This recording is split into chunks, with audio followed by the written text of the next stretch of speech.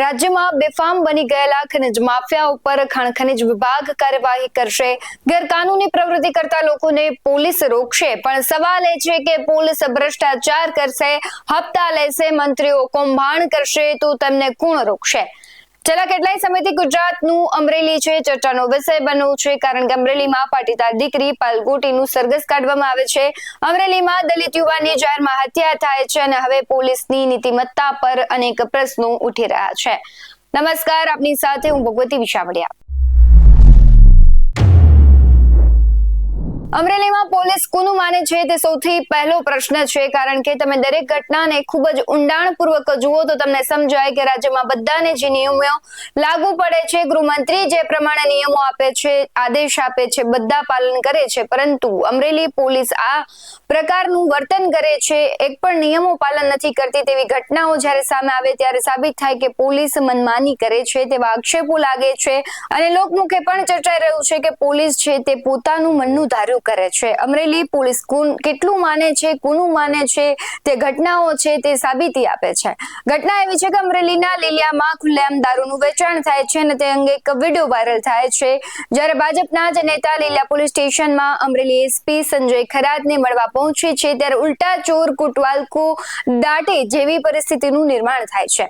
લીલિયામાં દેશી દારૂના વેચાણ અંગે તેમણે બનાવેલા વિડીયો વાયરલ થયા બાદ આ મામલો સામે આવ્યો અને ત્યારબાદ બીજેપીના વિપુલ દુધાત સહિત લીલિયાના પ્રમુખ, જિલ્લા પંચાયત સભ્ય, તાલુકા પંચાયત સભ્ય, સરપંચ અને વેપારી મહામંડળ છે તે પ્રમુખ એસપીને મળવા પહોંચ્યા, પણ તે દરમિયાન વિપુલ દુધાતે આક્ષેપો કર્યા છે કે અમરેલી એસપી સંજય ખરાતે ભાજપના નેતાઓ સાથે અનાદરભર્યું વર્તન કર્યું અને એક પોલીસ અધિકારી સાથે પણ અયોગ્ય વર્તન તેમણે દેખાડ્યું હતું। તેમણે કહ્યું છે કે તમે પૈસા માટે થઈને બધું કરો છો, ત્યારે ભાજપના જ નેતા જ્યારે કૌભાંડનો પર્દાફાશ કરે એટલે સ્વાભાવિક વસ્તુ છે કે ભાજપ અને પોલીસ બંનેને ન જ ગમે। સમગ્ર મામલે વિપુલ દુધાત શું કહી રહ્યા છે, સૌથી પહેલા તેના પર નજર કરીએ। આજરોજ લીલિયા પોલીસ સ્ટેશન મુકામે એસપી ઇન્સ્પેક્શન હોય તેની અંદર અમે જિલ્લા પંચાયતના સભ્ય, તાલુકા મંડળના ભાજપના પ્રમુખ જિગ્નેશભાઈ સાવજ તથા વેપારી મંડળના પ્રમુખ પરીનભાઈ સોની તથા અહીંયા વેપારીઓ, ડાયમંડ એસોસિએશનના પ્રમુખ ભૂપતભાઈ દામત તથા લીલિયાના સરપંચ તથા અલગ અલગ ગામના સરપંચ અને ગામના આગેવાનો અમે રજૂઆત લઈને ગયેલા કે લીલિયા તાલુકાના ગામની અંદર જે અલગ અલગ ગામોની અંદર ખુલ્લેઆમ દારૂ વેચાય છે તે બાબતે રજૂઆત કરેલ, પરંતુ એસપી દ્વારા એવું કહેવામાં આવેલ કે લોકોને દારૂ પીતા બંધ કરો, દારૂ અમે વેચવા માટેનું કડકાઈ કરીએ છીએ અને એના જે જવાબ અને વર્તન હતા એ બિલકુલ ખરાબ હતું અને એક અધિકારીને શોભે એ પ્રકારનું કોઈ પણ વર્તન ના હતું અને અમે જે રજૂઆત કરેલા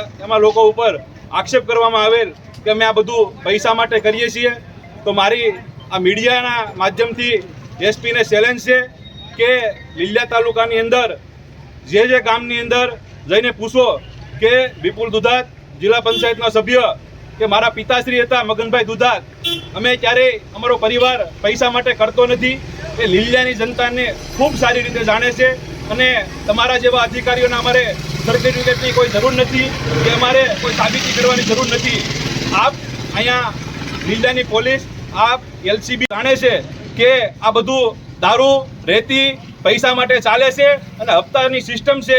આપણે આવક બંધ થઈ હોય અને મેં રજૂઆત કરવા આવ્યો હોય, આપને સારું ન લાગ્યું હોય એના માટે તમે આવા બધા આક્ષેપો કરી અને લીલિયાના આગેવાનો, રાજકીય આગેવાનો, સામાજિક આગેવાનો, સંસ્થાના આગેવાનો સાથે આપણે પરિવર્તન અને ખૂબ પરિવર્તન કરેલું છે। વિપુલ દુધાતના આક્ષેપો મામલે અમરેલી ડીવાયએસપી ચિરાગ દેસાઈએ પ્રતિક્રિયા આપી છે, તેના પર નજર કરીએ।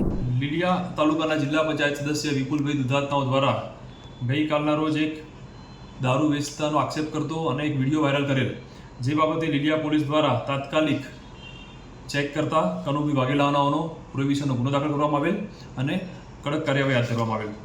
આ સાથે જ અમરેલી જિલ્લા પોલીસ દ્વારા 2024માં કુલ 5075 પ્રોહિબિશનના ગુના દાખલ કરવામાં આવ્યા છે। આ વર્ષના એપ્રિલ મહિના સુધીમાં 1779 પ્રોહિબિશનના ગુના દાખલ કરવામાં આવેલ છે અને વધુમાં વધુ કેસો જિલ્લામાં તથા લીલિયા પોલીસ સ્ટેશન વિસ્તારમાં પણ પ્રોહિબિશનના કરવામાં આવે એના માટે વારંવાર ડ્રાઈવ રાખવામાં આવતી હોય છે।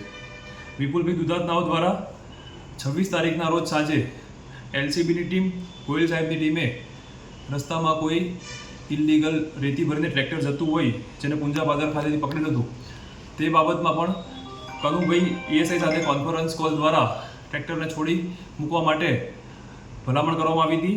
અને અવારનવાર અગાઉ પણ ટ્રાફિકની કામગીરીમાં કે પોલીસની કામગીરીમાં એ ભલામણ કરતા હોય છે અને પોલીસની કાર્યવાહીને જે બાબતે નોંધ પણ કરવામાં આવતી હોય છે કે વિપુલભાઈ દુધાત દ્વારા પોલીસને આ રીતે ભલામણો ખોટી કરવામાં આવતી હોય છે.